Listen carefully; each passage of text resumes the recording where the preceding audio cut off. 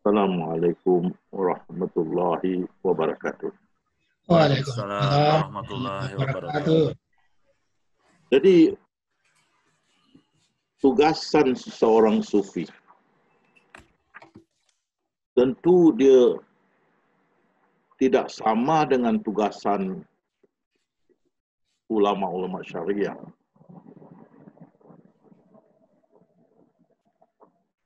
Karena ahli sufi, dia mahir dalam bidang ketuhanan. Dia mempelajari ilmu ketuhanan saja. Dia spesialis, tokoh, ahli dalam ilmu ketuhanan yang dalam bidang tasawuf. Dan siapa juga yang mengajar orang mengenal Allah Subhanahu wa taala sudah mengajar tasawuf, iaitu ilmu ketuhanan. Dan dia juga, kalau dia sudah makrifat, dia juga ahli sufi. Dan kita tahu setiap Nabi mengajar tasawuf, mengenalkan umat mereka kepada Allah, Tuhan yang satu, dan menyembah Tuhan yang satu.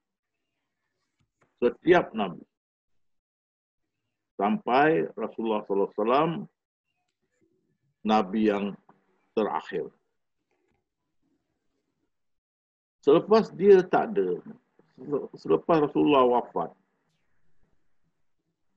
maka tidak akan ada nabi-nabi baru di antara Allah Subhanahu wa taala.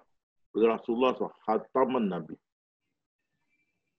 Jadi yang memikul beban ini mereka yang menjalankan tugasan nabi-nabi. Karena itu Syekh Abdul Qadir memanggil mereka timbalan nabi-nabi. Timbalan nabi-nabi. Mereka bukan nabi, tapi mereka memikul tugasan nabi-nabi, mengenalkan ummah kepada Allah Subhanahu wa taala. Itu awaluddin ma'rifatullah. Dan inilah mereka yang dikatakan arif billah. Mereka lah warisul anbiya yang memperjuangkan dan berdakwah, memikul tugasan nabi-nabi, yaitu mengenalkan ummah kepada Allah Tuhan yang satu dan menyembah Tuhan yang satu. Dan pada masa ini, mengikut kajian dunia, yang bukan beriman, yang tidak beriman,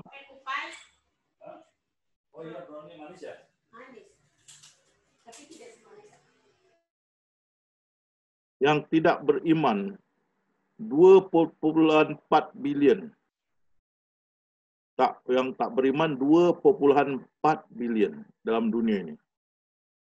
Yang beriman 1,8 bilion.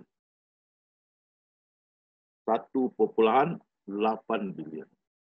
Berarti ramai lagi belum beriman. 2,4 bilion. Dan mereka ini banyaklah di tenggara Eropah. Negara barat. Walaupun terpelajar ilmu dunia tinggi dan sebagainya. Tapi dari segi ketuhanan banyak yang nol, zero. Maka banyak mereka jadi free thinker. Tak terpaut kepada apa-apa agama. Atau ateis. Ateis mana tidak percaya Tuhan itu wujud. Dan ada juga yang tidak ke sana, tidak ke sini, tak beragama, ramai. Jadi, inilah pasaran yang besar. Yang ulama syariah tidak boleh masuk. Kerana ulama syariah hanya mengajar tentang hukum hakam yang mereka enggak mau. Mereka sendiri ada hukum hakam mereka daripada syariah-syariah yang lama. Mereka tak mau. Yang perlu untuk kita berdakwah pada mereka sebagai warisul anbiya ialah ketuhanan. Dan inilah bidang khusus ahli sufi. Ini bidang kita. Dan kita bila kita bikin perbandingan, bila kita dakwah di Tenggara Nusantara ini, lebih kepada mengenalkan orang Islam atau membantu orang Islam mencapai ma'rifatullah. Alhamdulillah, dengan kehendak Allah ramai, beribulah mencapai ma'rifatullah. Dan lepas tu kita tunjuk ibadah.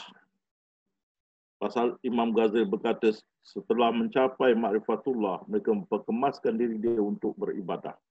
Jadi kita tunjukkan apa mesti dibuat selepas itu.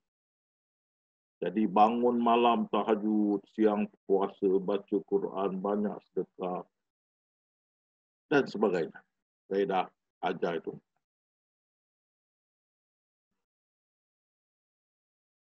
Maka inilah tugasan kita. Dan kalau ulama syariah masuk ke pentas dunia, habis dia.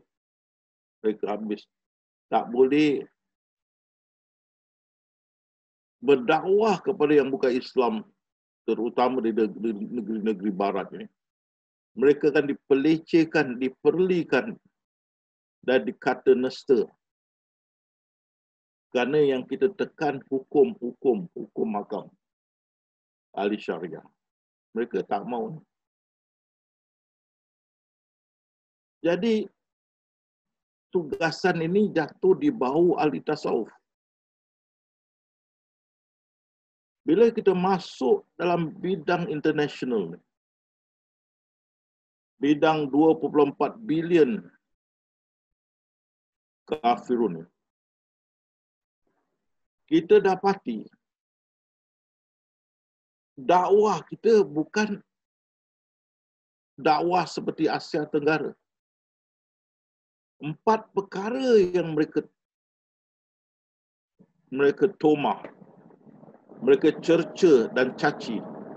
Pertama, Allah Subhanahu Wa Taala. Kedua, agama Islam. Ketiga, Al-Quran. Keempat, Rasulullah. Mereka mencerca, mencaci, menghina dan sebagainya. Mereka tak percaya Allah ada.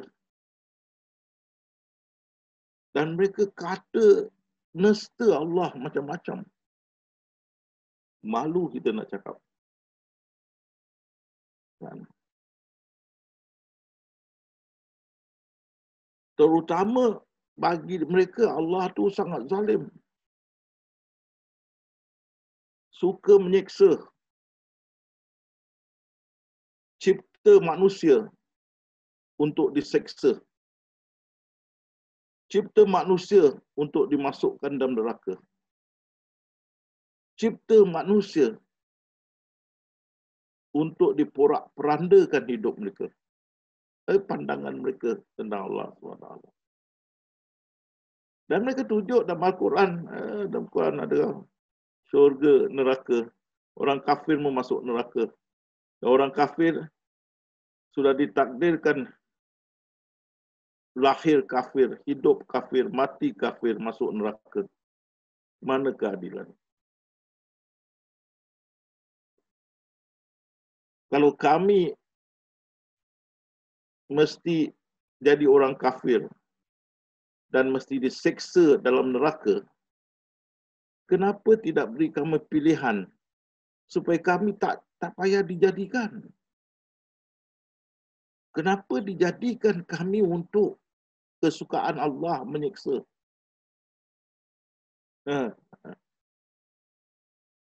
Kan? Dan ahli syariah tidak menolong dari segi ini.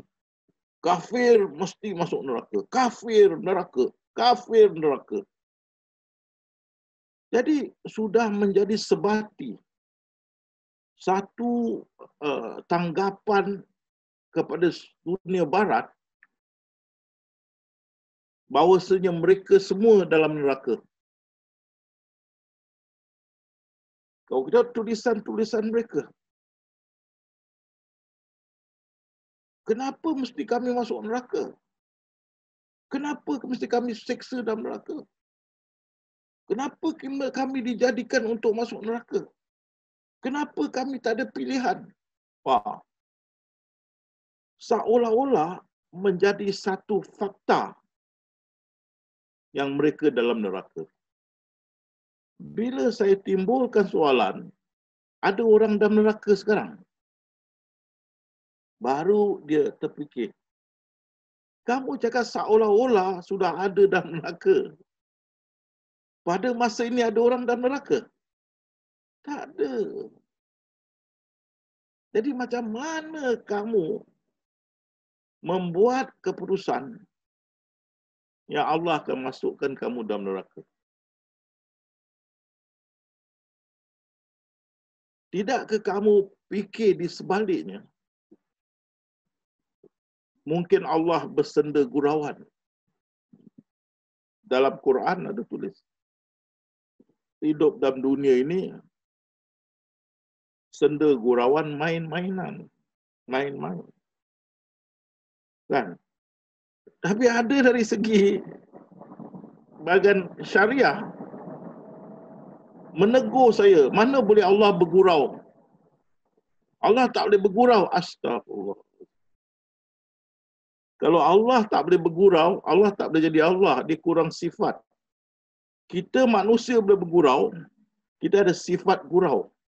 Kalau Allah tak boleh bergurau, dia kurang sifat. Dia tak boleh jadi Allah. Jadi tengok, fahaman dari syariah ni sangat keras.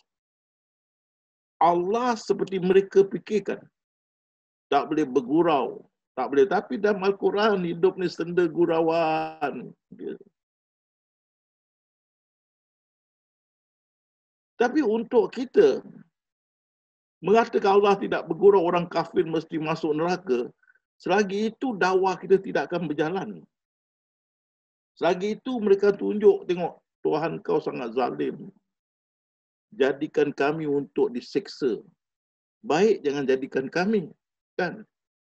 Kenapa dijadikan kami? Dan ahli syariah mengata, mesti masuk neraka. Allah tidak berjenaka tentang ini. Macam mana kau tahu? Kau pun tak ada garanti tak masuk neraka. Kan? Tak ada orang Islam pun boleh garanti dia masuk syurga. Tak ada garanti. Dan kau pandai-pandai kau, oh, orang kafir mesti masuk neraka. Kau siapa? Allah boleh berkata gitu kerana dia sudah berkata siang-siang, rahmatku mendahului kemurkaanku. Dan di dalam Al-Quran ada dua firman dia. Aku menetapkan kasih sayang atas diriku. Dia ada menetapkan sifat kasih sayang. Dia ada berkata dalam bahasa orang putih, my mercy precedes my anger. Makna dia berkasih sayang pada kita itu melebihi kemurkaan dia.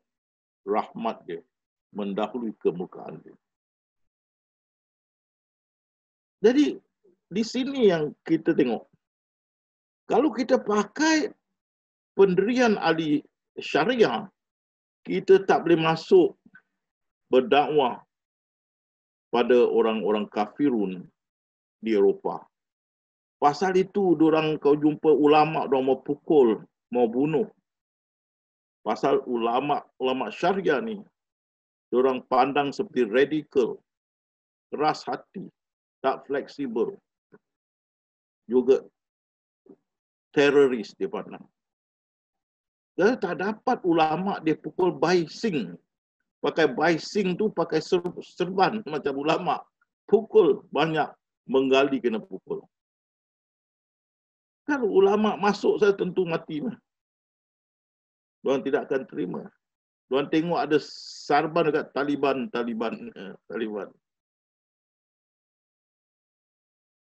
Itu pasal kalian sahabat saya. Saya sudah beritahu dan nasihat. Jangan menunjuk dengan pakaian, dengan serban. Menunjuk diri kita ni alim. Jangan. Berpakaian biasa. Supaya kita dapat bercampur gaul dengan mereka. Supaya kita dapat menyampaikan dakwah kita. Kalau kita pakai gamis lah, berjanggut lah, dengan tongkat lah, dengan sarban lah, boleh masuk Eropah. Tentu tak boleh punya. Diorang tidak akan terima. Ada kita tengok orang-orang macam ini berdakwah di Eropah. Kau tak dibunuh. Tak dipukul dan sebagainya. Tak boleh. Tapi dakwah ni mesti berjalan. Membetulkan prinsip ataupun pandangan mereka tentang Allah Subhanahu Wa Taala yang kita sembah, yang kita tahu Maha Pengasih lagi Maha Penyayang.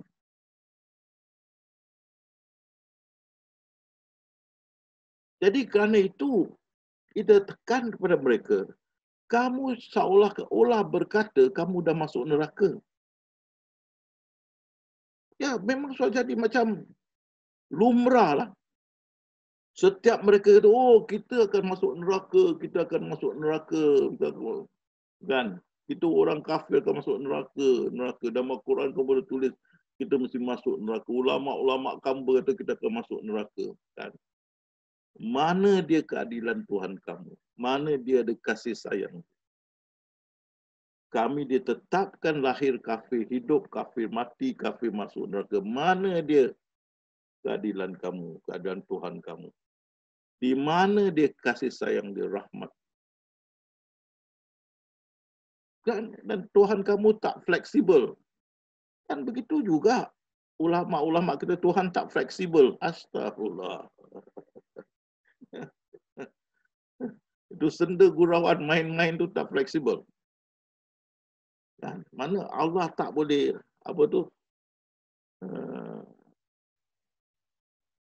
bersifat lembut. Subhanallah.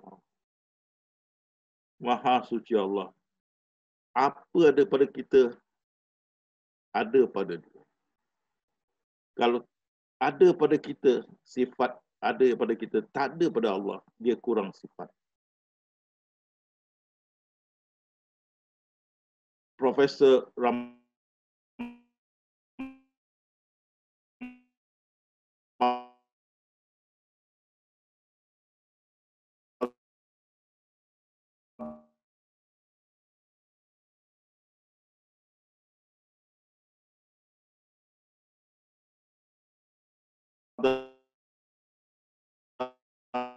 Putri berkata,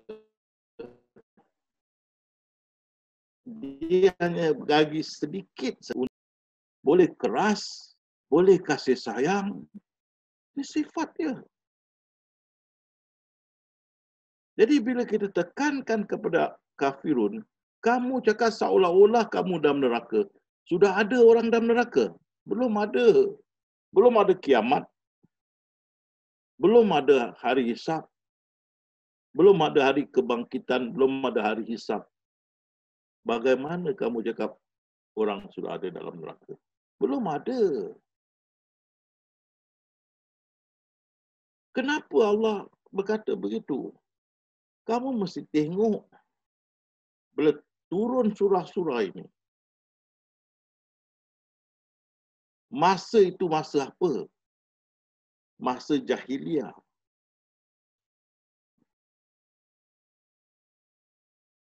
Jadi jahiliah ni jahatlah. Bunuh anak baru lahir, kau anak perempuan bunuh. Berjudi, jenayah, arak, berzina, macam-macam lah. Tak berpelajaran. Teruklah, tak beradaban. Jahat menyeksa Rasulullah, mau bunuh Rasulullah, menyeksa, membunuh orang beriman. Maka Allah turunkan firman-firman ini untuk menakutkan.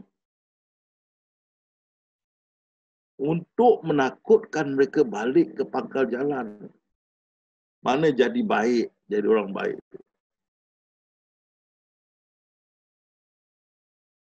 Seperti kita marah anak kita.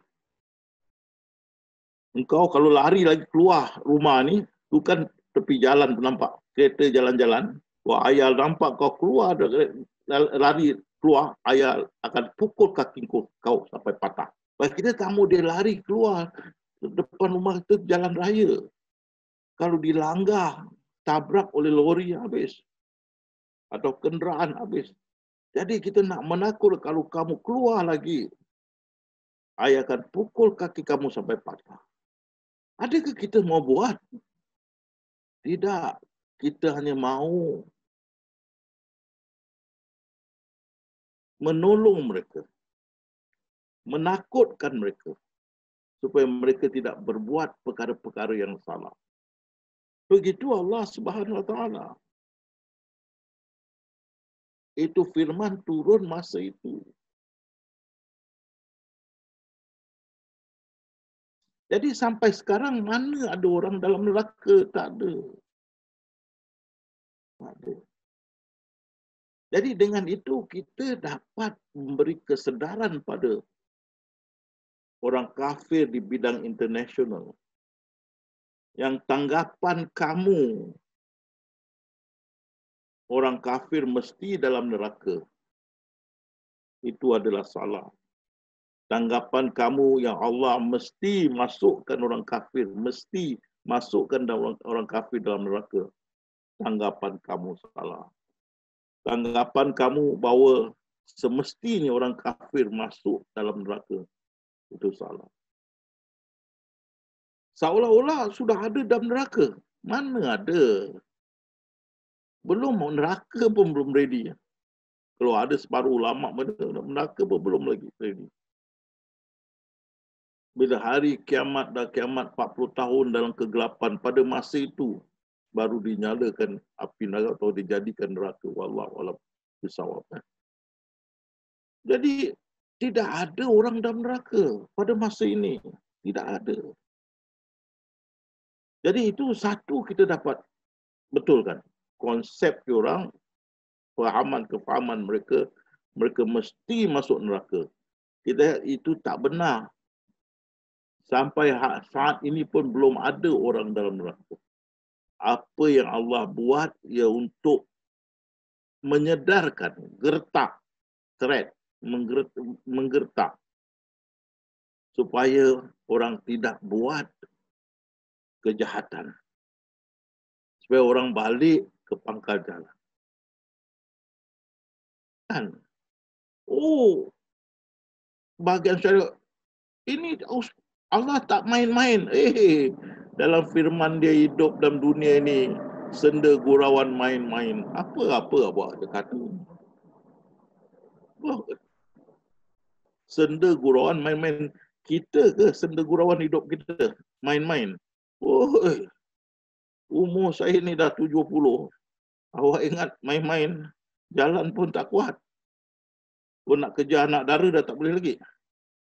Nak naik tangga pun pegang besi. Kan? Nak lari dah tak kuat lagi. Senda gurauan. Nak tunduk, nak ikat tali kasut pun sudah susah. Senda gurauan main. Ini hidup saya bukan. Senda gurauan bagi dia. Dan kita pun macam-macam masalah hidup kita. Senda gurauan. Main-main. Bagi dia senda gurauan. Main-main. Bukan kita. Jadi kita tekankan satu, fahaman kamu yang seolah-olah kamu mesti masuk neraka itu tidak benar. Allah hanya menggertak, mana hanya menyatakan supaya kamu insaf, menakutkan supaya kamu insaf. Bukan dia sebenar-benarnya nak masukkan kamu dalam neraka. Ini pandangan ahli sufi. Ahli syariah, oh mesti masuk, itu dia bebasan. Dia hanya memberi ugutan, kesedaran, balik ke pangkal jalan. Bukan dia nak masukkan orang dalam neraka, tidak. Dia lebih sayang kita daripada ibu kita. Kalau ibu kita tidak akan mencapakkan anak di dalam api, takkan Allah buat begitu. Kan? Seperti saya katakan, bapa tu berkata, kalau kau keluar lagi rumah ni, lari keluar, aku akan pukul kaki kamu sampai patah. Pasal kita takut di luar kawasan gitu ada jalan raya. Tapi kalau anak tu keluar lagi kita nampak, kita masuk dalam. Takkan kita nak pukul dengan kaki sampai patah. Itu hanya ugutan untuk keselamatan mereka. Jadi itu satu kita elakkan. Kefahaman mereka mesti masuk neraka. Satu. Kedua, hidup ini hanya senda gurauan main-main. Sandiwara. Dalam bahasa orang putih, life in this world is just a play and amusement. Apa makna play? Sandiwara, pentas. Amusement, sama juga. Cuma dalam bahasa Melayu kita kata senda gurauan main-main. Tapi kalau dalam bahasa orang putih, play makna sandiwara, pentas. Jadi hidup di dunia ini adalah pentas ilahi. Kita semua adalah seniman mereka. Seniman Allah SWT. Dan dikalungkan kitab kamu di leher kamu bila kita lahir. Itulah kitab takdir kita. Kitab kehidupan kita yang Allah berfirman, kau akan hidup mengikut kitab ini sehingga hari kebangkitan.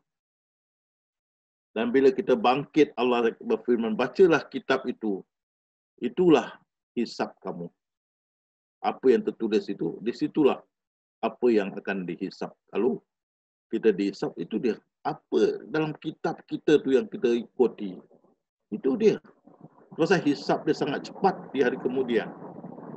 Jadi kita lahir, kitab tu sudah tergantung di leher bayi. Dan hiduplah kamu mengikut kitab ini sehingga hari kebangkitan. Bila hari kebangkitan, Allah suruh baca kitab itu sebagai amal kita. Jadi tengok di sini. Kitab itulah skrip kita. Skrip lakonan kita. Jadi kita hidup mengikut takdir itu.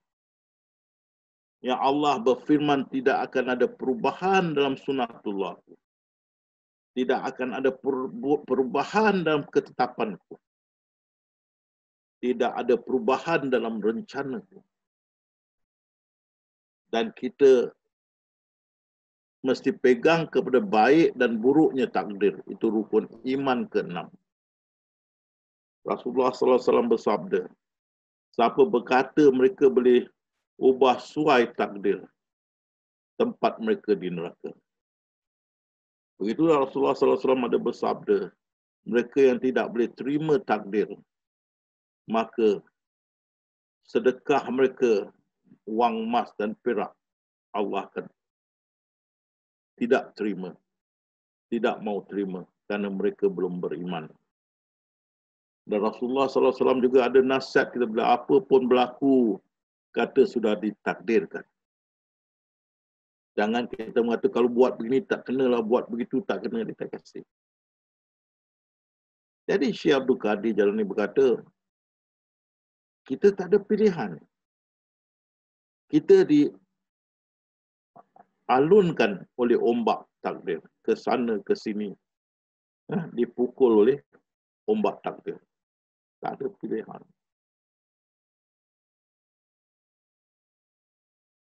Jadi makna kalau kamu dapat skrip Kristian, Kristianlah kamu. Kamu dapat skrip Islam, Islamlah kamu. Kamu dapat skrip free thinker. Makna tidak ada agama. Begitulah skrip kamu. Kamu dapat skrip tak percaya adanya Tuhan. Itulah skrip kamu. Kamu dapat skrip maling, malinglah kamu. Kamu dapat skrip imam, imamlah kamu. Kamu dapat skrip padri, padrilah kamu. Tidak ada perubahan. Melainkan perubahan itu ada dalam takdir. Kalau tak ada, tak ada. Jadi kita mesti ikut skrip masing-masing. Semenjak lahir hingga hari kebangkitan. Hiduplah kamu mengikut skrip ini atau kitab ni sehingga hari kebangkitan. Kita mesti ikut. Tidak boleh lari.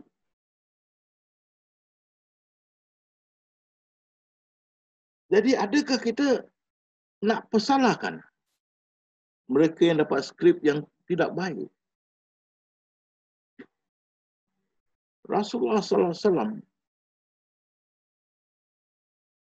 bersedih hati dan merayu kepada Allah SWT. Ya Allah, ramai dari umatku masih belum beriman, ya Allah. Maka Allah berfirman, ya Muhammad, kalau aku mau satu dunia itu beriman, aku boleh buat begitu. Jangan kamu jadi orang yang jahil. Dia menegur Rasulullah. Jangan masuk campur. Dia mau begini. Ini kehendak dia yang kita tengok di depan mata kita ni semua. Kerana kita semua terikat dengan takdir. Semua ciptaan terikat dengan takdir. Maka apa yang kita pandang di depan mata kita adalah kehendak ilahi. Bukan kehendak manusia. Manusia buat apa yang sudah termaktub dalam kitab kita. Bukan dia buat dengan fikiran dia sendiri, kehendak dia sendiri.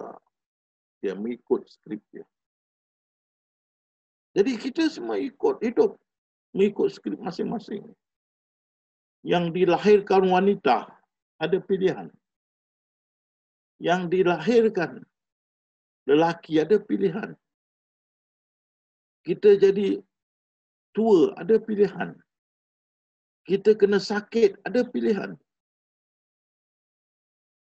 Ada yang cacat, ada pilihan. Ada yang buta, ada pilihan. Tak ada. Masing-masing dengan skrip masing-masing mengharungi hidup mereka. Dan satu kita mesti ingat, Allah berfirman, aku tidak akan bebankan seseorang itu dengan beban yang dia tidak boleh pikul. Itu janji Allah.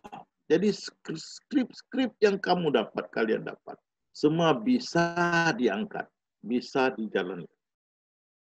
Bisa dijalankan.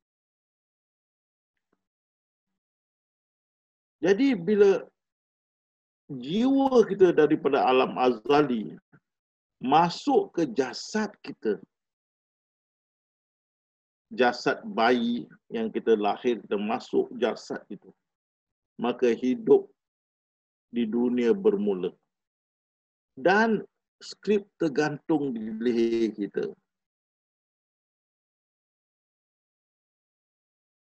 Dan jasad itulah pakaian untuk skrip itu. Jadi kalau skrip itu mengatakan kamu Jawa, maka kulit kamu atau kulit kamu berwarna Jawa. Kalau orang putih, orang putih. Orang hitam, orang hitam. Orang Cina, orang Cina. Tak boleh lari. Tak boleh kita ubah kulit.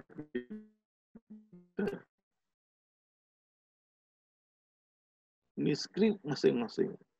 Dan sampai akhir kita meninggal dunia, tertinggal ini skrip. Jiwa kita keluar daripada jasad kita, masuk ke alam barzakh. Di sini, rupa yang kita ada ni, rupa kita ni. Ini rupa dalam skrip. Ini rupa yang jiwa kita mesti ikut semasa kita hidup dalam dunia ini. Pasal dia berlakon, dia seniman. Dia kena pakai ini muka. Muka kamu, muka saya. Tapi muka jiwa sebenarnya tak ada orang tahu. Yang turun dari azali, bagaimana muka dia, kita tidak tahu. Dan bila dia keluar, dia pergi ke alam barzakh, balik kepada asal muka dia. Kita tidak tahu macam mana. Tapi ini muka tertinggal, itu memori tertinggal. Memori tertinggal. Itu pasal bila kita dengar seseorang tu meninggal dunia, terbayang muka dia. Macam mana terbayang? Pasal memori itu tertinggal. Kadang-kali kita cerita-cerita sekali datang memori orang yang meninggal lama datang. Kita, aku teringat dia ni lah. Dah lama dia meninggal dunia. Kerana memori dia tertinggal. Kadang-kali memori itu berpaut pada organ-organ tertentu. Bila organ-organ ni ditransfer, dipindah milik kepada jasad yang lain, si penerima boleh berubah kelakuannya mengikuti kelakuan yang si mati. Macam mana? Kerana memori si mati itu sudah dipindah milik kepada yang hidup seperti jantung, buah pinggang dan sebagainya. Memori. Jadi kita balik ke alam barzakh, enggak ada memori. Rupa ini pun tertinggal. Tertinggal. Itu memori tertinggal. Tidak ada pilihan. Jadi jiwa itu memainkan peranan dalam dunia ini, bersandiwara di pentas ilahi, mengikut skrip. Habis itu wafat mana, masa untuk dia meninggalkan skrip ini dan jasad ini dan berehat di alam barzakh. Mesti mereka selesai berlakon. Kalau dia Kristian, dia berlakon sampai habis. Islam berlakon sampai habis. Lelaki sampai habis, perempuan sampai habis. Melainkan pertukaran pun ada dalam skrip. Masing-masing menjalan dengan taat perintah Allah SWT. Maka dalam firman Allah berfirman, hiduplah kamu, hidup dalam dunia ini, senda gurauan. Mereka yang taat mengikut perintahku, maka kampung akhirat tu menunggu mereka. Mana? Syurga menunggu mereka. Mereka yang taat menjalankan perintah Allah. Semua pun taat. Walaupun dia kafirun, dia ikut skrip sampai habis. Bagi manusia bukan berlakon. Sebenarnya, mereka tidak mengingat hidup ini berlakon. Mereka mengingat hidup ini sebenarnya. Jadi kalau kita faham mantap dalam ilmu ahli sufi, kita tahu ini adalah, hidup ini adalah senda gurauan, main-mainan mana? Sandiwara ilahi. Semua pun. Kalau kita boleh faham, maka paradigma kita akan meningkat tinggi, kefahaman kita akan menjulang tinggi. Bagaimana baru datang keamanan satu dunia? Aku menjadikan mereka berpuak-puak, bersuku-suku supaya kenal mengenali. Untuk sampai matlamat ini, kita semua mesti sedar kita adalah seniman di pentas ilahi dengan skrip masing-masing. Baru datang hormat di antara sama sendiri. Tidak ada pergaduhan, perselisihan. Masing-masing terima apa pun berlaku. Inna lillahi wa inna ilaihi rajiun. Kita terima semua adalah seniman. Baru kita boleh respect, hormat sama satu. Kita jumpa padri, padri hormat. Padri pun hormat kita. Dan kita dua-dua ketawa, ha. Beginilah lakonan kita. Awak dengan awak melakonan jadi padri. Saya dengan lakonan sebagai seorang Islam. Masing-masing pelakonan. Tidak ada pilihan. Awak ingat orang yang penagih narkoba, dada. Awak ingat mereka tak nak terlepas daripada itu. Banyak kali mereka mau. Tapi sudah dalam skrip, tak boleh terlepas. Melainkan ada dalam skrip mereka terlepas, baru mereka terlepas. Jadi bukan mereka melekat pada narkoba atau arak dan sebagainya atau judi. Bukan mereka melekat kerana ketagihan. Bukan. Skrip. Sekali selagi skrip tak berubah, penagihan berjalan terus sampai dia mati.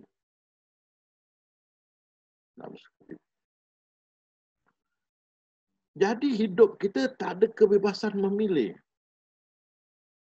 Semua pun mengikut skrip walaupun dia Kristian, dia free thinker, dia atheist, tak percaya pada Tuhan.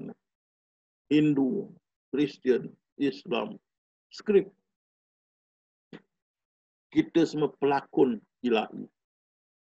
Berlakon. Dan di akhir lakonan kita,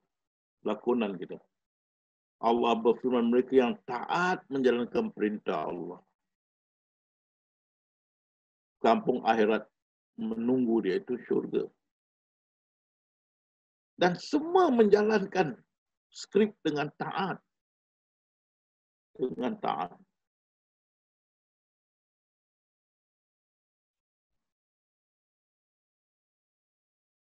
Bila kita terangkan ini, tidak ada pengecualian, tidak ada exception, tidak ada kecuali. Semua juga selamat di hari kemudian, masuk syurga. Orang kafirun boleh terima. Dia boleh terima, oh kalau gitu, hidup kita semua adalah sebagai pelakon. Dan ini kita lakon adalah sandiwara ilahi. Dan akhir pun apa lakonan kita, kerana kita berlakon dengan gigih sekali. Apa juga peranan, kita semua akan masuk syurga. Itu dia, saya katakan. Dengan itu mereka berubah. Mereka tidak mengatakan Allah tu maha zalim. Mereka dapat memikir kembali, kalau lakonan tak apalah. Kan? Lakonan. Kalau disuruh kamu menjadi penarik becak satu hari, lepas tu kasih kamu $1 bilion, kamu tak nak. Satu hari aja penarik becak. Kita hidup berapa tahun lah dunia ini. Lepas tu dikasih syurga berbilion tahun. Tak mau. Bila kita sampaikan ni kepada kafirun, mereka terdiam. Mereka tidak terfikir yang hidup di dunia ini hanyalah lakonan.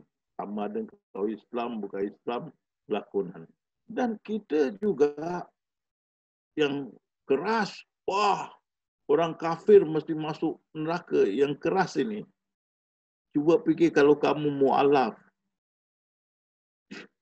Kamu seorang dalam keluarga kamu mu'alaf. Mak bapak kamu masih belum beriman. Adik-beradik kamu masih belum beriman. Tapi mereka baik dengan kamu. Tidak mengenepikan kamu. Bantu kamu dalam kamu punya pertukaran agama menjadi orang Islam. Beri kamu bilik khas, dapur khas, pinggan mangkuk khas, tidak mengganggu kamu dengan kamu yang ibadah. Dan apa perasaan mu'alaf ni melihat ibu bapa dia, adik-beradik dia masuk neraka? Kamu tidak fikir tentang itu. Tapi bila kita bawa, sebagai ahli sufi, kita bawa pandangan ini ke semua mereka yang jumpa saya. Dekat dalam kita berjamaah sini pun ada mu'alaf. Berkata, Ustaz, Alhamdulillah Ustaz. Saya sampaikan Ustaz dan pengajaran kepada ibu bapa saya, adik-beradik saya. Semua happy. Happy tidak zalim. Kita tambahkan lagi. Allah berfirman 99 kasih sayangku menunggu kamu di hari kemudian. Rasulullah SAW bersabda, kalau orang kafir tahu tentang 99 kasih sayang Allah SWT menunggu kita hari kemudian, tidak ada yang putus asa masuk syurga. Ini hadis sahih Rasulullah SAW. Jadi kita menekankan dan menjaga akan kebesaran, kemuliaan Allah, kesucian Allah Ta'ala. Yang dihina, dikata nesta, dicaci oleh yang bukan Islam. Kerana mereka bertanggapan Allah tu sangat zalim. Allah suka menyeksa. Allah tak ada kerja, jadikan kita untuk diseksa. Bukan saja di dunia, sampai di akhirat pun menyeksa kita. Dia Tuhan yang suka menyeksa. Tuhan yang zalim. Kita tak ada pilihan. Walaupun kita tak nak dijadikan, dia jadikan juga untuk menyeksa. Ini fahaman tanggapan mereka seberapa lama. Dan ulama syariah kata, tentu kamu masuk neraka, mampus kamu masuk neraka, habis kamu seksa oleh Allah. Dan ini menjadi mereka lebih kuat menyatakan Allah tu zalim. Tapi kita, ahli sufi, kita bawa pandangan yang lain. Ini senda gurauan, main-main. Belakang hari semua masuk syurga. Baru mereka terantuk, baru tengadah. Baru mereka sedar. Baru ramai sekarang berpandangan lain. Kalau ini hanyalah lakonan, skrip, tak apalah. Penghabisan semua masuk syurga. Syurga yang tidak dapat terbayangkan cantiknya. Kita dapat meredahkan. Jadi dua perkara kita dapat selesaikan. Tanggapan mereka yang mereka mesti masuk neraka. Kita kata itu tanggapan saja, belum berlaku. Hanya ugutan supaya dapat kesedaran. Belum berlaku. Tak ada orang masuk neraka pada masa ini, sampai masa ini belum ada. Kedua, kita katakan yang mereka, kita bersihkan, sucikan Tuhan kita. Tetap dia Maha Pengasih, Maha Penyayang, tidak menganiaya hamba-Nya walaupun sedikit pun. Bila kita kata hidup di dunia ini adalah sandiwara ilahi. Masing-masing ikut skrip masing-masing. Pasal dia berfirman kepada Rasulullah sallallahu alaihi wasallam, kalau aku mau semua itu Islam, beriman, aku boleh buat begitu. Dia boleh, dia tak nak. Masing-masing ikut skrip masing-masing.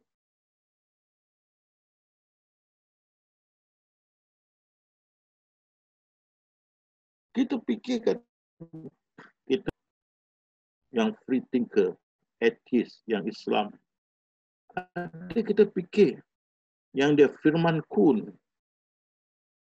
jiwa yang dalam azali itu sudah terjadi, mengambil peranan menjadi kucing, anjing, pokok, public toilet. Ada fikir, bagaimana nak nasib mereka? Takkan dia tak ada jiwa situ. Setiap ciptaan bertasbih kepada Allah. Kan? Nak cakap apa? Masing-masing dengan peranan masing-masing. Menjadi rumah, menjadi bangku. Ini semua hidup ni, bukan mati. Semua berjiwa ni. Semua dari zat yang wajibul wujud. Kan? Tapi kita yang diberi keistimewaan kerana kita terima amanah yang Allah beri. Allah beri pada langit. Kalau langit terima, dunia ini sudah diselenggarakan oleh orang-orang langit atau the skyman. Skyman. Kalau bumi terima, the earthman. Kalau apa tu langit diserap pada langit bumi gunung kan, stone man ke apalah, berubah. Kita tengok cerita bioskop the ape man. Tapi kerana kita terima, kita diberi keistimewaan oleh Allah Subhanahu Wa Taala. Kita diberi ilmu, ikra, baca atau belajar. Allah mengajar manusia apa yang tidak diketahui oleh mereka. Dan dia tidak ajar malaikat atau jin-jin, dia ajar manusia. Dia ajar ilmu yang kita tak tahu, dia ajar manusia. Dia mengajar manusia ilmu yang tidak diketahui oleh mereka, manusia. Itu pasal kita dapat kelebihan.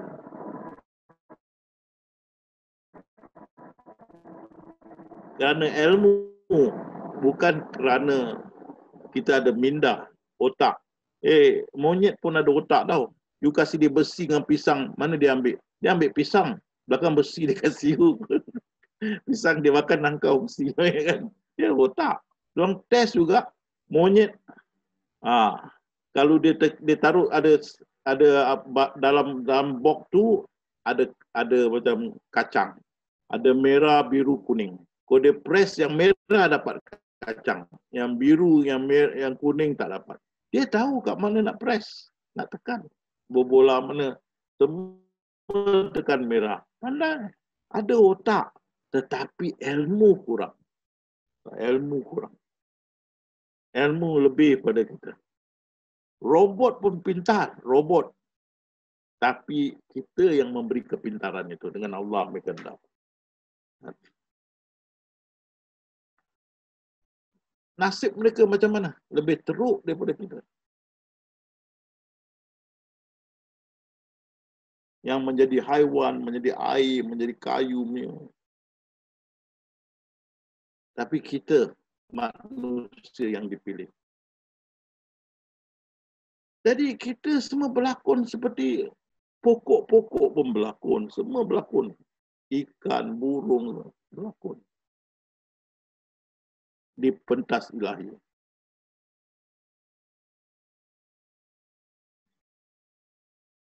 Jadi, bila kita berlakon dengan taat, maka Allah berkata, kampung akhirat itu baik bagimu. Dan semua orang berlakon dengan taat. Dan 99 kasih sayang dia menunggu kita di belakang hari. Ya Rasulullah bersabda, kalau orang kafir tahu tidak ada, dia akan putus asa masuk syurga. Bila kita dapat menyampaikan ini, kafirun sudah reda. Dia tidak lagi mau menyatakan Allah itu zalim. Cuma dia tercengang dan berkata, hidup ni pentas ilahi. Semua kita seniman. Benar. Seniman. Masing-masing berlakon walaupun burung unggas, pokok dan sebagainya. Semua skrip masing-masing berlaku. Mengikut skrip masing-masing. Kita yang untung, kita masuk ke jasad bayi. Jiwa kita.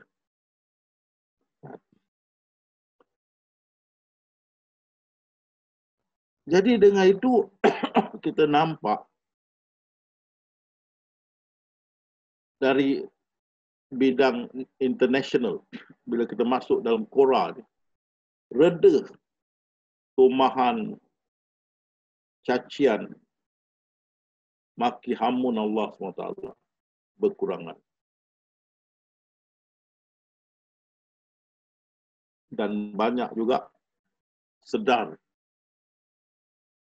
bahawa siapa juga berlaku di dunia ini hanya satu pentas ilahi. Dan di sini timbul juga pahaman. Ada skrip pendek, ada skrip tengahan, ada skrip panjang.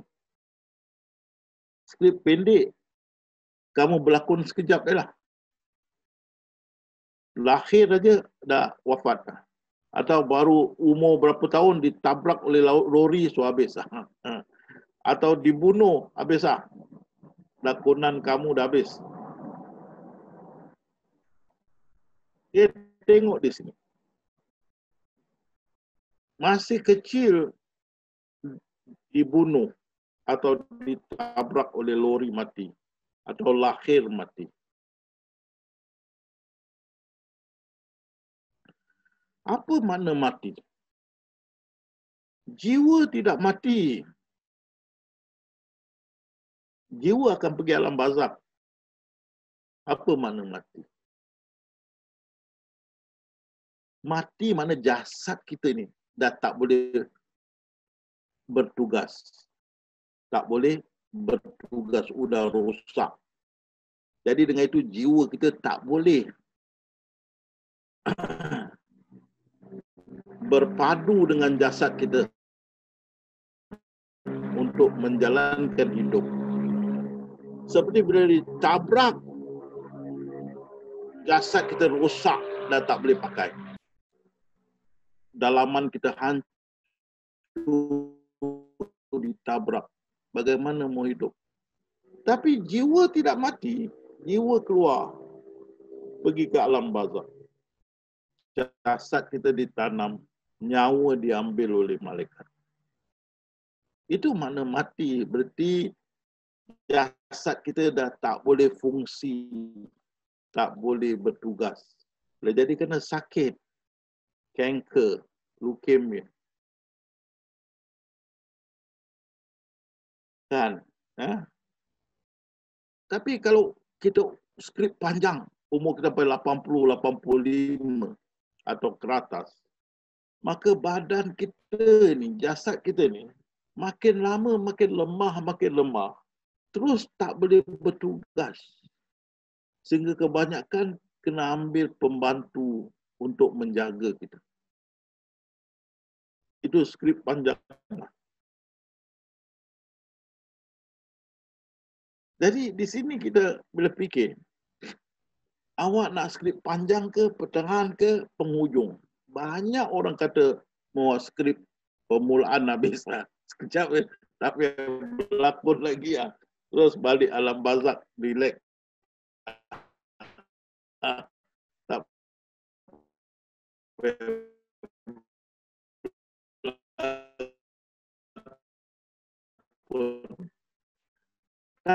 Tapi masalahnya, tapi kalau kita disuruh, kita tanya, dah umur begini kau, malaikat, kau kalau Allah hidupkan semula, bila kau nak mati, kalau boleh lahir yang matilah, tak nak berlakon lagi lah. Teruklah berlakon ni kan. Jatuh cinta, parah hati, patah hati lah, bengkak muka lah. Macam-macam masalah lah. Nak kena kerja, nak apa, penyakit lah, itulah, inilah, tak nak lah. Lahir aja arwah. Terus cukup balik, duduk relax kat alam barzakh. Akhir masuk surga. Habis cerita.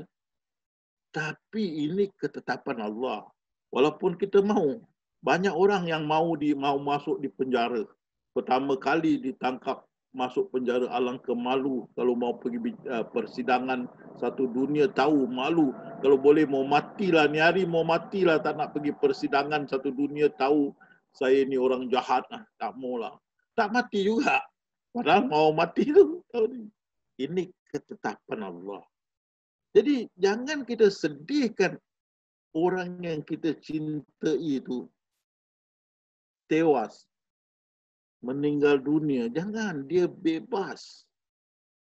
Bebas dari belenggu sandiwara ilahi ini. Bebas. Dan bila yang kita sayang ni anak-anak, kamu ingat dia masuk alam barzakh tu, buka anak ini, umur anak ini. Bukan. Yang masuk alam barzakh itu adalah jiwa yang turun dari alam azali itu. 33 tahun. Balik semula. Rupa pun kita tak tahu macam mana. Kan? Jadi kalau diberi pilihan, kamu mau hidup tak sampai ke tua? Atau kamu mau hidup, lahir aja mati? Saya fikir banyak yang pilih lahir yang matilah, habis cerita lah. Kan? Banyak kan? Tapi bukan pilihan kita. Jadi setiap yang meninggal dunia, kita mesti bergembira untuk dia. Pasal apa? Dia terlepas dari fitnah dunia. Terlepas.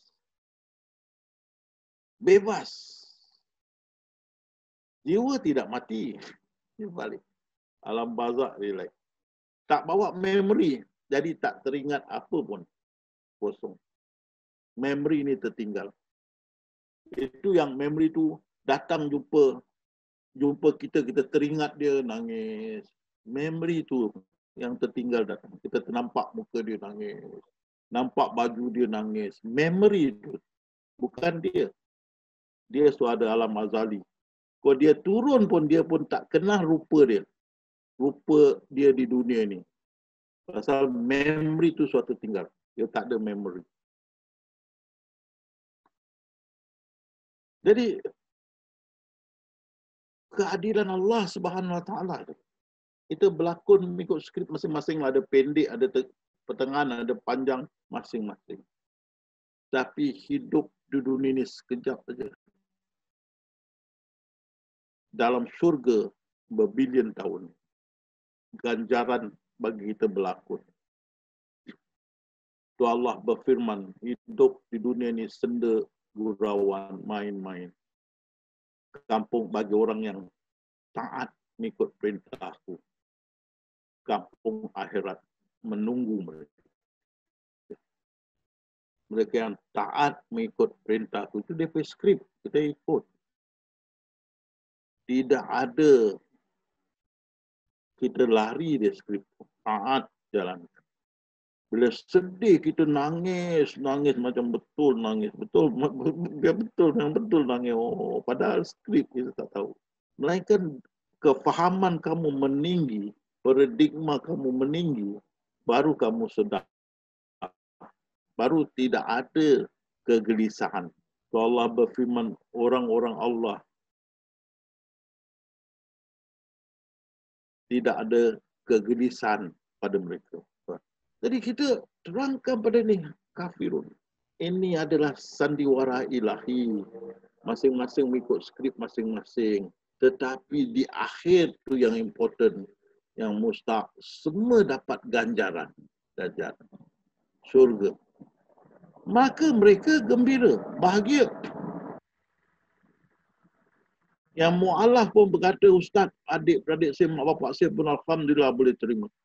Dan kita jamaah yang bukan Islam pun boleh terima. Yang saya mengajar. Terima. Dan terima Tuhan kita adalah Allah yang maha pengasih, maha penyayang. Tetapi kalau kita keras seperti ahli syariah, neraka.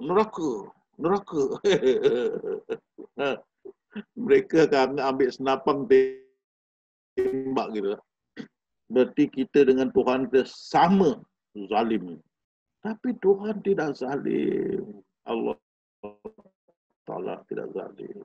Dia berfirman, tidak aku anyayakan hamba-Ku walaupun sezahra atau lebih kecil dari Zahra. Tuhan kita. Tapi kerana kita ahli sufi, kita khusus keahlian dalam ketuhanan. Kita hanya ada ilmu ketuhanan. Tasawuf adalah bidang yang mengajar ilmu ketuhanan. Kita hanya ada ketuhanan.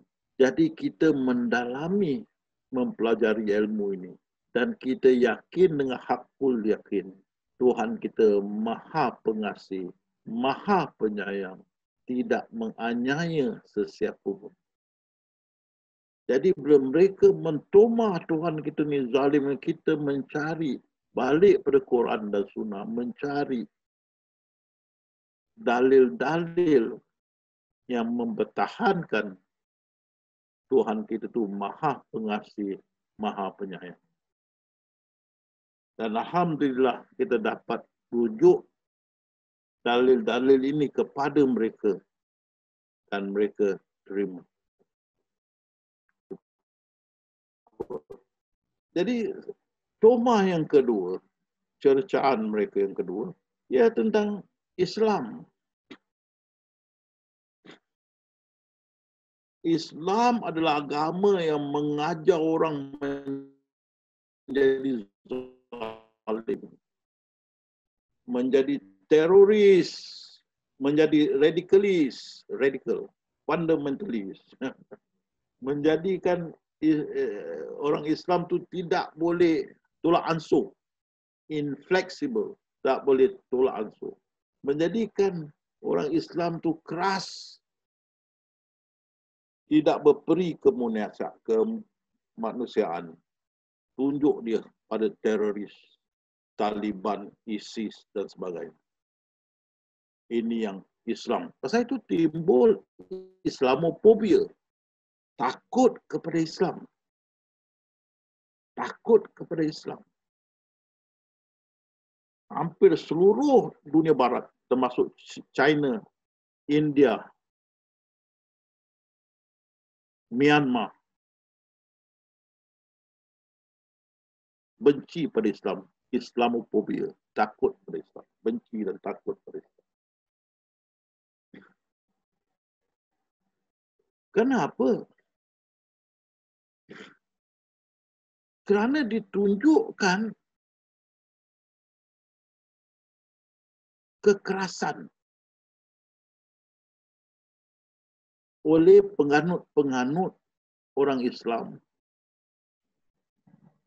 yang berpegang orang kafir mesti dibunuh, yang berpegang mesti jihad, bunuh orang kafir, yang berpegang apa juga dari yang kafir ni mesti dinyahkan, jangan dipakai dan sebagainya. Yang tidak boleh terima orang kafir dan bila pergi ke negara orang kafir tidak boleh berintegrasi, masih berenggang. Dan ini timbul fahaman fanatik yang membunuh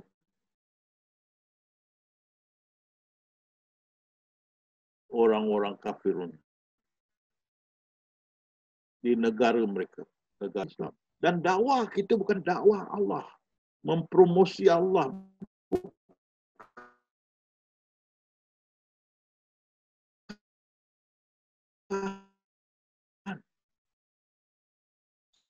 Semua dakwah dalam dunia ni promosikan mazhab, bukan ketuhanan. Dakwah di Iran, Syiah. Dakwah di Timur Tengah, Wahabi, Salafi.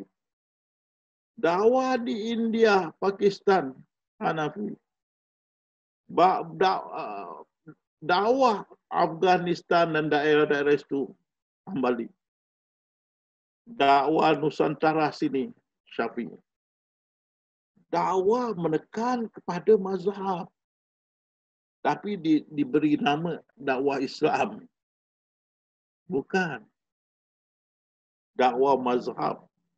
Islam di Tenggara ini mana Syafi'i. Islam di Tenggara India, Pakistan, Hanafi. Afghanistan dan daerah situ, Hambali. Timur Tengah, Wahabi.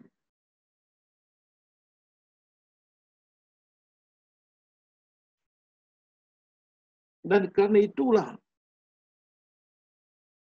mereka yang bermazhab-mazhab menekankan hukum hakam.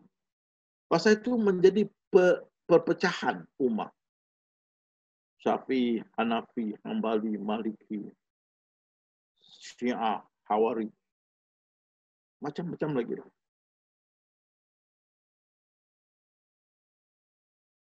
Pasal kita menekan kepada bukan ketuhanan, hukum hakam. Di India mesti ada janggut. Sini kita tak perlu. Di Timur Tengah mesti tutup, hanya nampak mata. Sini tak perlu. Jadi perpecahan di antara umat. Tu Allah berfirman, siapa yang membuat agama aku bergulung-gulungan, akan aku tanya di belakang hari. Itu dia.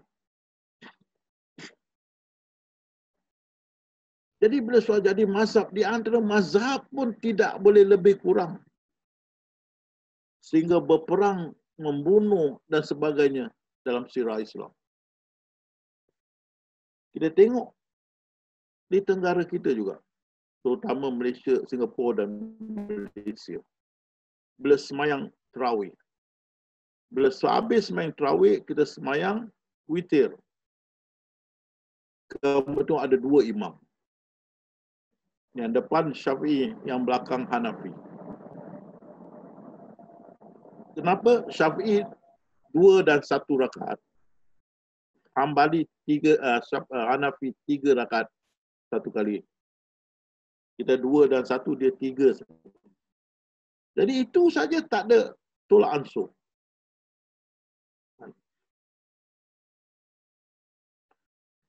Jadi ini yang buat masalah. Mereka tekan pada hukum hakam. Bila kamu pegang pada hukum hakam, tentu kamu akan tekan orang kafir mesti masuk neraka. Kamu akan pandang pada orang barat minum marak, berjudi dengan pandangan ini ahli neraka.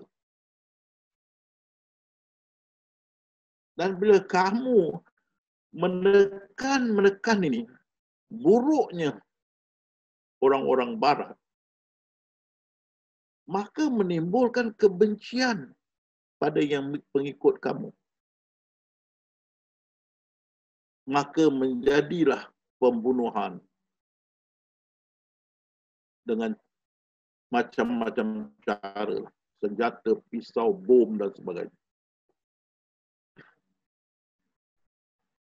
Timbullah mereka jadi teroris, radikal dan sebagainya. Mereka tidak boleh terima dunia barat. Mereka benci pada dunia barat.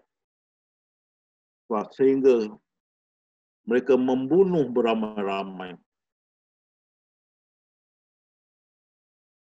Menjadi teroris, radikal dan sebagainya. Membunuh ramai orang-orang barat. Jadi Islam dipandang sebagai agama yang penuh dengan kezaliman, kejahatan. Tidak ada peri kemanusiaan. Dipandang begitu. Jadi terjadilah Islamofobia seluruh dunia barat. Dan termasuk China, India juga. Dan Myanmar. Ulama syariah tidak boleh bikin apa sini. Pasal mereka masih berpegang pada hukum hakam. Kafir mesti masuk neraka. Kafir, dunia kafir ni adalah dunia maksiat, dunia zalim, dunia yang tidak boleh dipakai oleh Islam, maka datang kebencian di dalam hati orang-orang beriman. Dan mereka mengambil tindakan kasar terhadap dunia barat atau kepada orang kafir. Jadi kalau ulama syariah tidak boleh berbuat apa-apa, maka kita ahli sufi, warasatul anbiya, mesti berdakwah, memperbetulkan keadaan. Ingat, semua nabi termasuk Rasulullah SAW berdakwah kepada kafirun, orang yang belum beriman. Setiap masuk nabi kita juga Rasulullah SAW. Sahabat sebelum itu belum beriman. Setiap nabi. Jadi kita yang memikul ini warasatul anbiya, yang berpegang pada awaluddin ma'rifatullah, maka kita kena pikul di tugasan berhadapan dengan orang kafirun, menerangkan Islam bukan agama yang suka kepada kejahatan, kezaliman, pembunuhan, bukan. Islam adalah agama yang aman. Islam mana peace, aman. Assalamualaikum warahmatullahi. Kita beri salam. May peace be upon you. Islam adalah agama peace, keamanan, aman. Kebanyakan penganut orang Islam adalah orang yang aman. Hampir 99%. Yang jadi jahat ni itu 1% atau ke bawah, yang menjadi radikal, teroris dan sebagainya. Itu 1%. Tapi nila setitik menghancurkan susu sebelanga. Nila setitik. Ini satu yang bikin kacau. Jadi kita terangkan pada kafir. Tidak semua penganut orang Islam jahat seperti begitu. Itu hanya sedikit. Kamu tak boleh kerana sedikit menyalahkan semua yang lain. Kalau kamu dah pergi negara-negara Islam, kamu tengok kebanyakan kita semua aman. Tidak seperti mereka. Mereka ini sudah di brainwash. Sudah di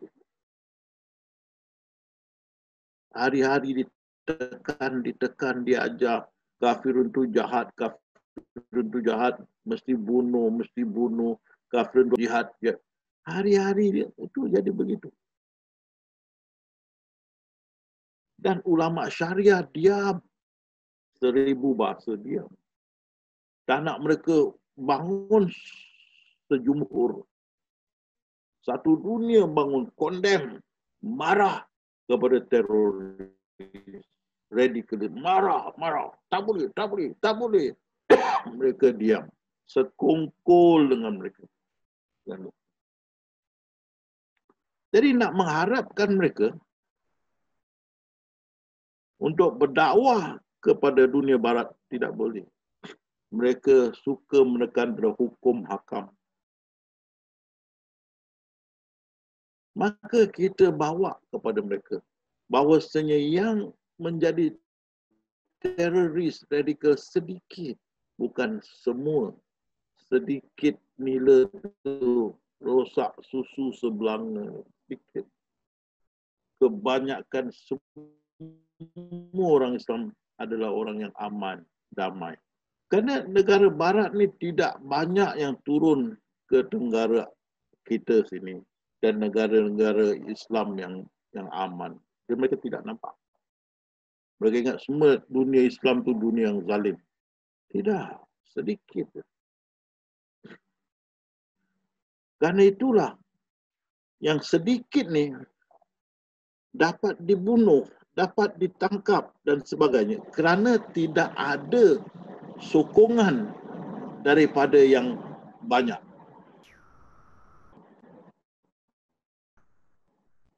Rasulullah SAW ada bersabda, kita tidak akan dikira fanatik kalau kita support atau kita sokong umat kita. Tapi kita adalah fanatik sekiranya kita sokong umat kita yang berbuat zalim. Fanatik. Itu firman hadis Rasulullah. Kita tak boleh sokong dia. Jadi kita mesti terangkan pada dunia barat. Yang jahatnya hanya segelintir, bukan semua. Yang lain tu aman. Ini sedikit yang rosak kefahaman mereka. Mereka menekankan pada firman-firman Allah dalam Al-Quran tentang jihad, bunuh kafirun, di mana kamu jumpa mereka bunuh. Tapi mesti sedar itu firman untuk zaman mana.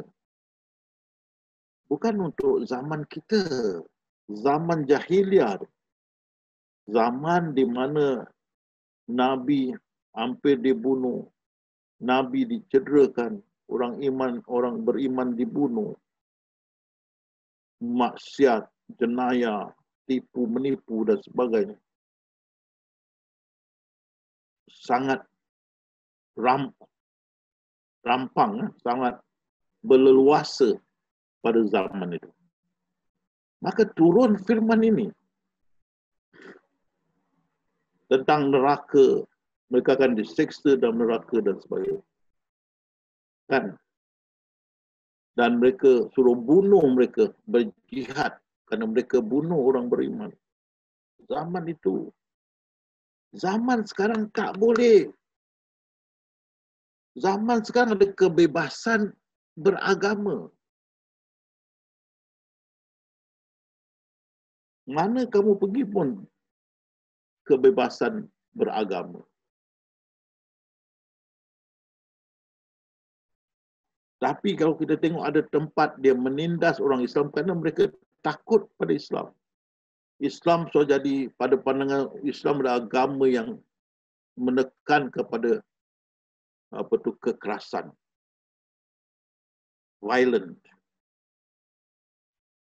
Jadi fahaman mereka tidak dapat dibendung.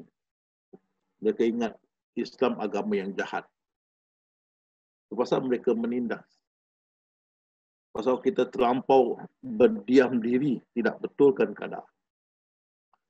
Maka kita katakan pada mereka, ini hanyalah segelintir yang mentafsirkan ayat-ayat Quran itu, yang diturunkan pada masa jahiliyah itu, masih boleh dipakai pada zaman ini. Tak boleh. Zaman ni Allah suruh naklah kita berhujah dengan hikmah, berdebat dengan baik, dan sambil bertukar-tukar fikiran, perbincangan, muzakarah dengan mereka dalam dakwah kita. Dan Allah berfirman, kalau mereka berdamai dengan kamu, Allah tidak beri kamu perjalanan untuk membunuh mereka. Tak boleh. Saya duduk di London lama juga. Tetap boleh ibadah. Semua orang boleh ibadah. Boleh sembahyang, ada tempat solat. Semua ada. Ada masjid. Tak ada masalah. Mana pergi negara Eropah pun boleh. Tak ada masalah.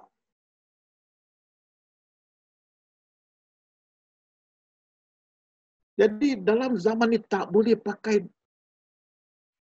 cara lama. Itu cara lama. Tak boleh. Islam ni, Quran ni adalah syumul dan untuk setiap masa. Bukan zaman dulu, zaman akan datang. Al-Quran yang Allah pelihara juga untuk zaman yang akan datang. Ada yang firman-firman dia yang tidak sangat jelas, di masa akan datang lebih jelas.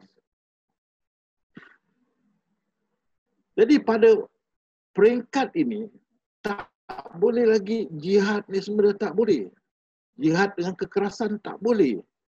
Jihad dengan ilmu. Sekarang ilmu, ikra. Ilmu.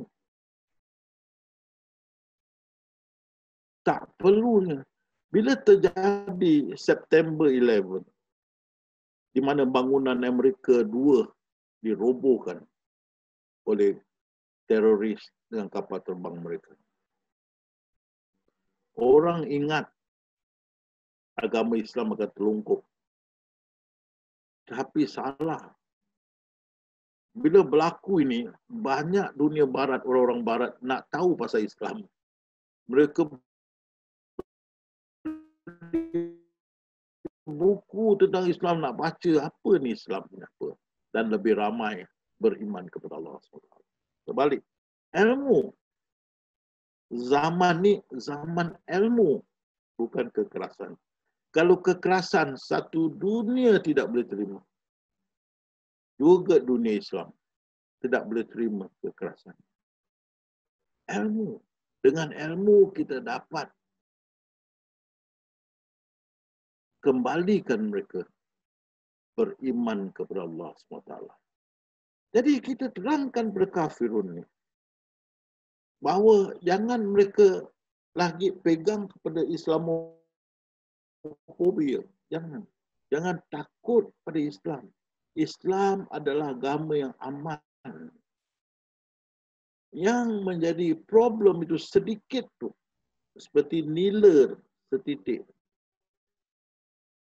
Kita pun orang Islam tak suka pada mereka. Tidak memberi sokongan. Kebanyakan dunia Islam tidak.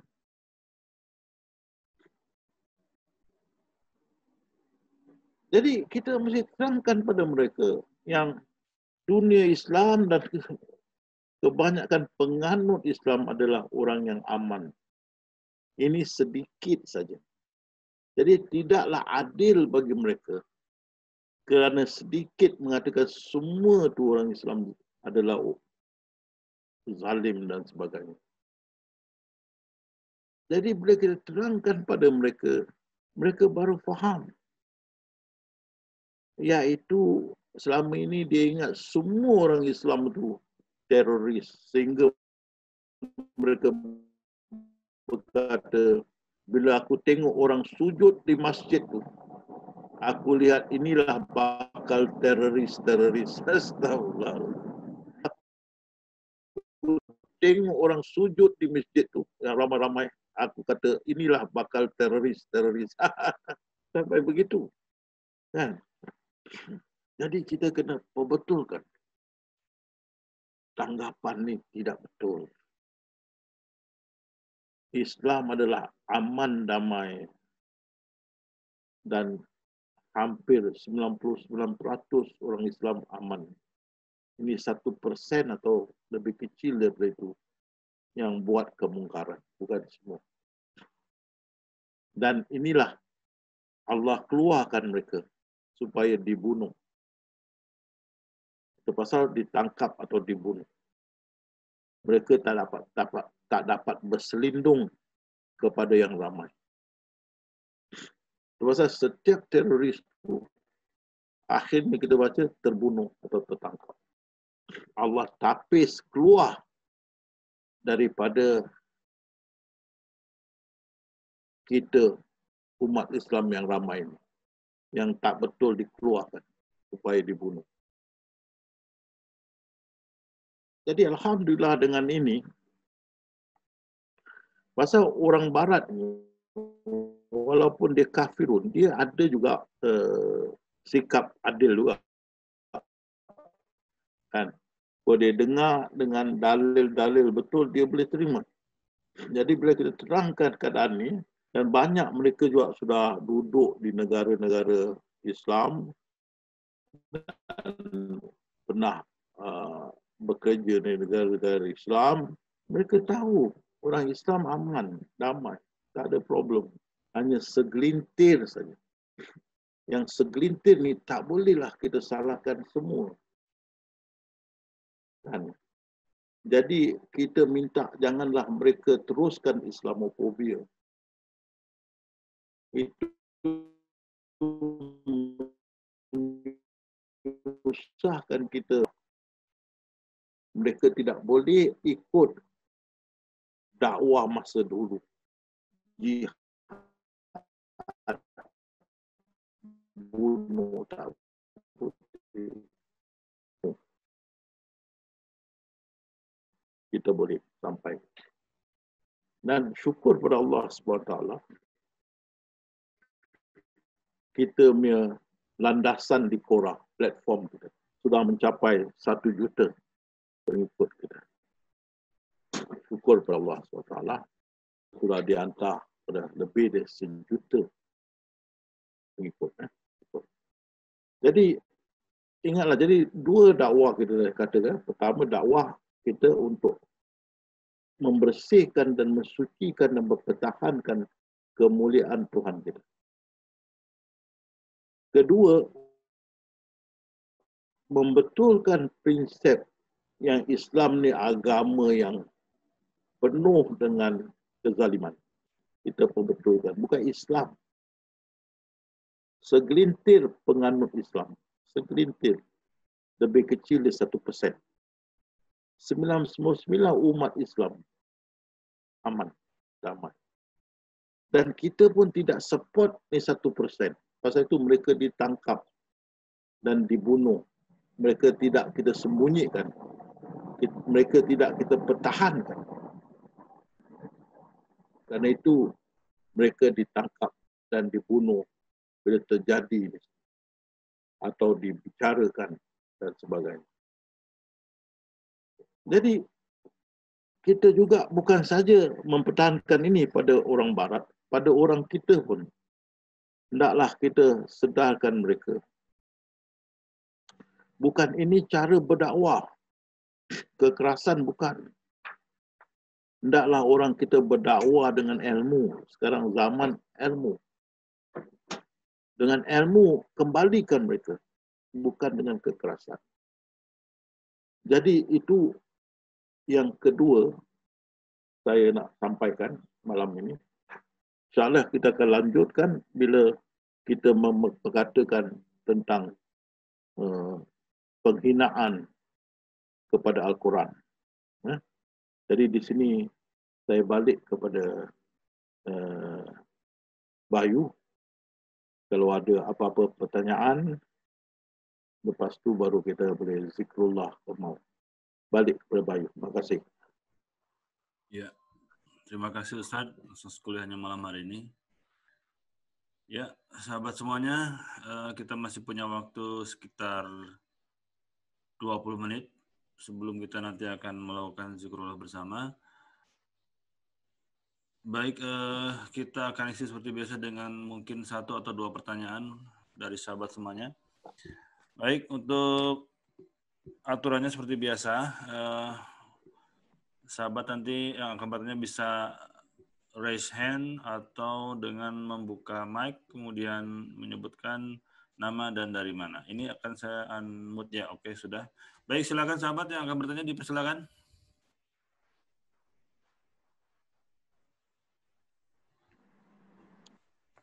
Ya, dari mana itu? Ada yang bertanya? Seputar yang dijelaskan Ustadz malam hari ini. Tentang ma'rifatullah, tentang peranan dalam menjalani kehidupan. Silakan, ada yang akan bertanya? Assalamualaikum Ustaz. Waalaikumsalam. Dari mana, Abang? Muhammad Nur dari Johor. Muhammad Nur dari Johor. Silakan, Bang. Ya. Saya ni kira ahli baru, ya. Semua saya nak penjelasan Ustaz mengenai akal yang diberikan oleh Allah Subhanahu Wa Taala. ada yang mengatakan bahawa kita ni dibagi akal, maknanya kita boleh mengubah nasib kita lah, kata dia. Dia kata, maknanya dia kata akal tu dia kata berlainan. Tapi saya memberitahu dia, akal yang dibagi kepada kita untuk mengubah nasib kita tu adalah Allah juga. Macam mana penjelasan Ustaz? Terima kasih. Baik.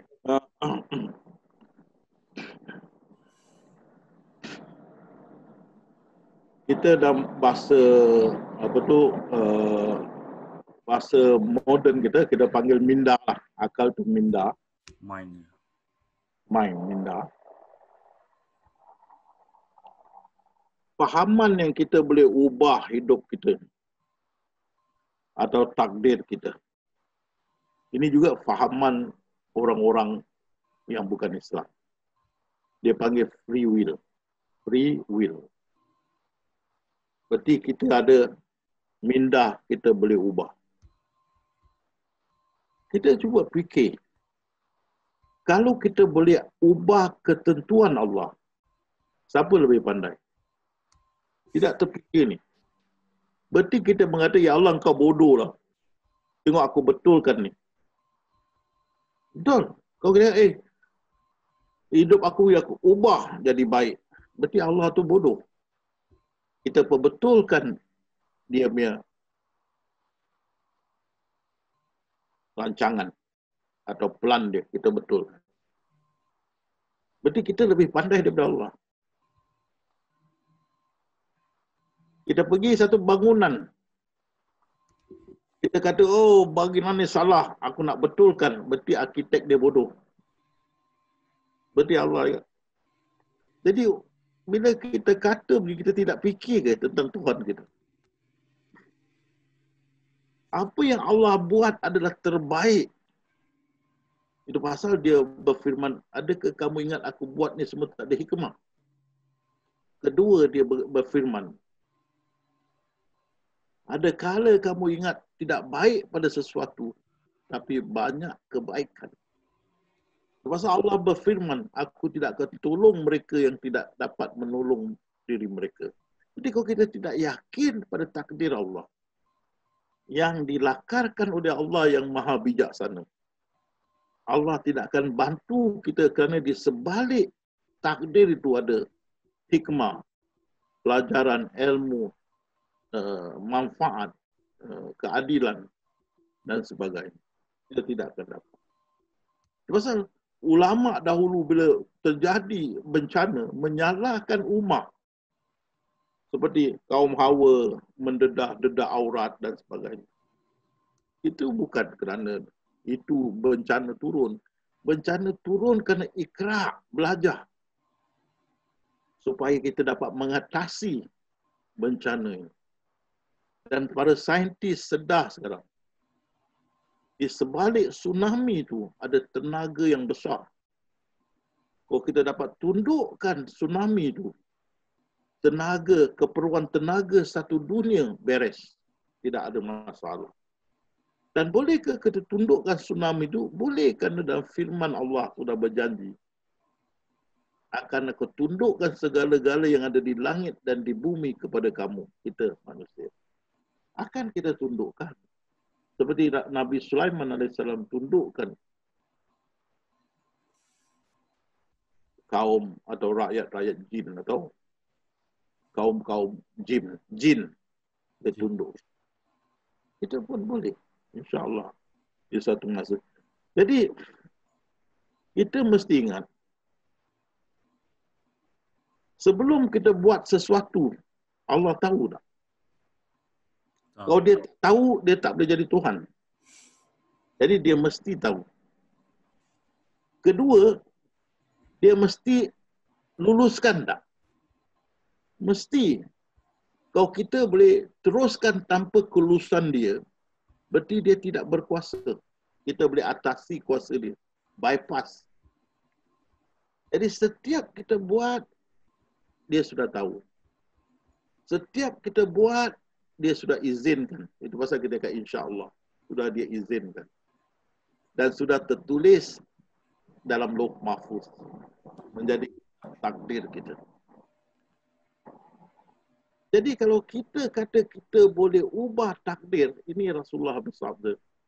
Siapa mengatakan dia boleh ubah takdir, dia boleh elak, kena dia boleh elakkan, tak kena dia boleh kenakan tempat dia dalam neraka. Tak boleh. Kan? Jadi ini fahaman kita mesti perbetulkan supaya kita jaga kemuliaan Tuhan kita. Kalau pertukaran itu ada, itu pun dalam takdir sudah dituliskan. Seperti kita tengok. Contoh. Tahun 2019, Arif akan makan narkoba, dadah. Tahun 2025, Arif dapat mengatasi dadah.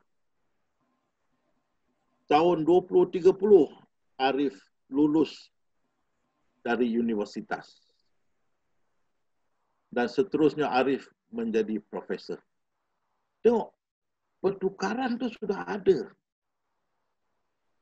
Tahun 2020, Arif menjadi penagih narkoba atau dadah. Tahun 2025, dia dapat mengatasinya. Sudah ditulis. Tahun 2030, Arif lulus dari universitas. Dan seterusnya menjadi profesor. Sudah ditulis. Dan siapa yang kita mahu untuk menyiapkan hidup kita?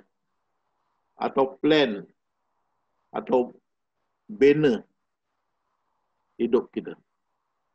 Kalau kita serah pada Allah, Alhamdulillah, dia yang sebaik-baik planner, yang sebaik-baik yang melakarkan. Allah SWT. Kita nak lakarkan hidup kita, atau orang lain nak melakarkan hidup kita, mereka boleh pandai seperti Allah? Tak boleh.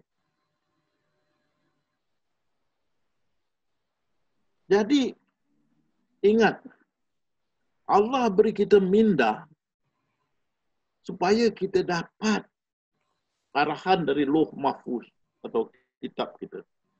Dan hidup mengikut apa yang Allah ilhamkan. Itu Allah berilhamkan aku, mengilhamkan kebaikan dan keburukan pada mereka. Dalam Al-Quran. Dia mengilhamkan. Setiap pagi kita bangun tidur, minda kita kosong. Lepas tu sap, nak gosok gigi. Sap datang, nak mandi lah. Kerana Allah mengilhamkan kita ni seperti komputer. Tidak masuk itu software, tidak masuk itu program, kita dipanggil white elephant. Komputer tak berjalan. Itu program mesti masuk daripada Lauh Mahfuz, masuk dalam minda kita, baru kita berjalan. Seperti orang demensia, dia ada akal, minda, tapi tak berfungsi kerana program tak masuk. Orang gila ada akal, tapi tak berfungsi kerana program tak masuk dengan betul. Orang yang nyanyuk, pikun, ada akal, tak boleh digunakan kerana tak masuk program. Orang yang koma, akal ada, tak boleh, program tak masuk. Orang tidur, program dia yang masuk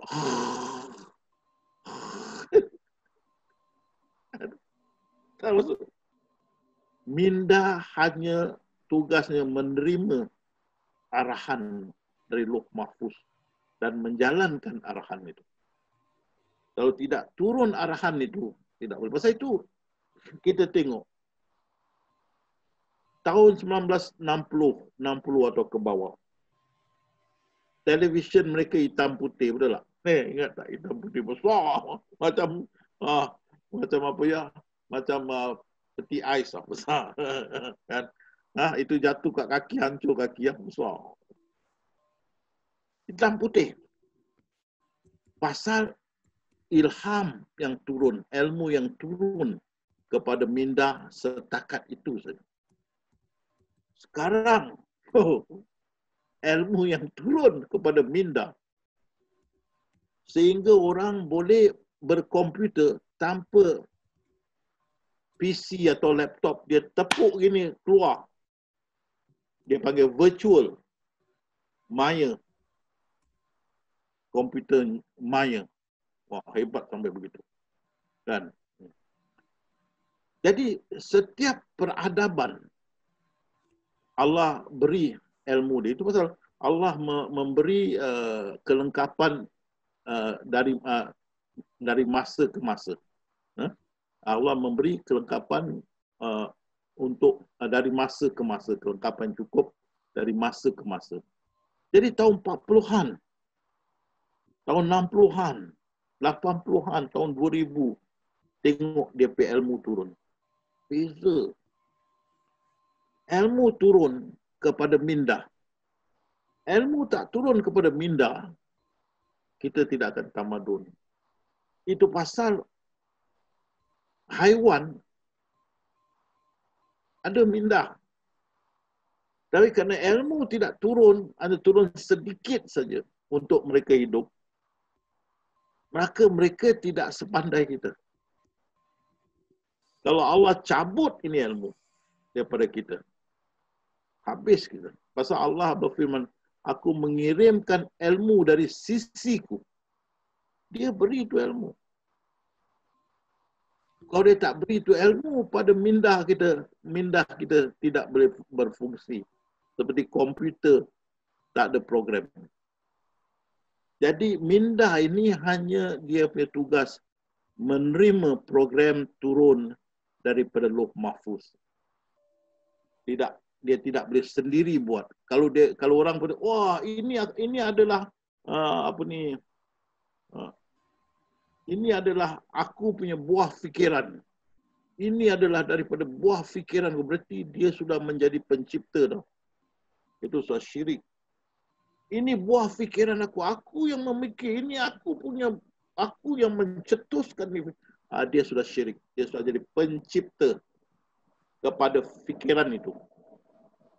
Ini aku yang buat ni. Aku yang buat. Ini fikiran aku yang buat. Dia sudah jadi pencipta, dia sudah syirik. Tak ada yang mencipta melainkan Allah. Buah fikiran yang datang itu datang daripada Lauh Mahfuz. Itu pasal saintis. Dia cakap eureka. Apa makna eureka? Dia dapat sesuatu yang kata eureka. Mana aku berjumpa. Bukan dia buat. Dia berjumpa. Itu pasal saintis yang terkenal dah baru meninggal dunia. Stephen Hawking. Dia berkata, semua prinsip-prinsip hidup sudah ada. Sudah ada. Kita hanya jumpa saja. Sudah ada. Tidak tertulis tapi sudah ada. Seperti kita masuk rumah mesti menerusi pintu. Kenapa tak tingkap? Tapi tak bertulis. Kita masuk rumah, ada kerusi, kita duduk. Bukan kita diri atas kerusi. Tapi tak bertulis. Kan? Macam-macam tak bertulis lah. Tapi prinsip tu sudah ada. Itu pasal semua tu prinsip sudah ada. Kita jumpa saja. Jadi saya nak menekankan minda itu hanya untuk menerima arahan dari Lauh Mahfuz. Kalau tak ada arahan, minda itu kosong. Itu jawapan saya. Balik pada Bayu. Ya, terima kasih Ustaz atas jawabannya. Oke, mungkin ini satu-satunya pertanyaan ya Ustaz, karena waktu juga sudah mulai menuju pukul 10. Mungkin ada baiknya kita lanjut dengan zikrullah saja Ustaz. Baik. Ya, dipersilakan Ustaz. Jadi zikrullah mesti ingat. Kita mesti fokus, tumpu ya. Berarti you ingat Allah, dia tumpu pada ingatan Allah tu. Seperti kalian tumpu pada seperti televisyen bila ada perlawanan bola. dunia, kamu tumpuan itu pada seperti TV itu. Ataupun kamu tumpu dalam buku, tumpuan. Atau orang perempuan yang menjahit, dia bertumpu. Di situ datang kekhusyukan. Jadi bila kita ingat Allah, kita tumpukan pandangan kita, mata hati kita tu, mata kita pandang pada ingatan Allah tu, tumpukan ingatan Allah, tumpukan pada, mesti tumpu dengan sepenuhnya, sepenuh konsentrasi. Seperti kita melihat perlawanan bola di kaca TV. Begitu kita ingat Allah, kita tumpu tu. Itu fokus tu yang buat kita khusyuk. Kalau kita tak fokus tu melayang-layang lah. Jadi kita kena praktis tu, latih. Seperti orang mengkait atau menjahit, lama-lama dia jadi fokus. Dan tak payah dia, itu pun dia sendiri boleh terjahit. Begitu bila kita dah lama-lama kita dah fokus, dah tak ada lagi perlu sangat kita fokus. Kita gitu saya sudah automatik dia sudah fokus. Tapi kena latih lah. Tapi saya tekankan mesti mau fokus. Mesti ada tumpuan. Ingat Allah dan tumpukan pada ingatan Allah. Sehingga ala bisa tegal biasa. Okey, kalau sudah ready, bismillah. Katakan dalam minda Allah dan terus tumpu. Allah. Katakan dalam minda dengan akal Allah. Lepas itu tumpu pada ingatan Allah. Dan istiqamah. Bismillah.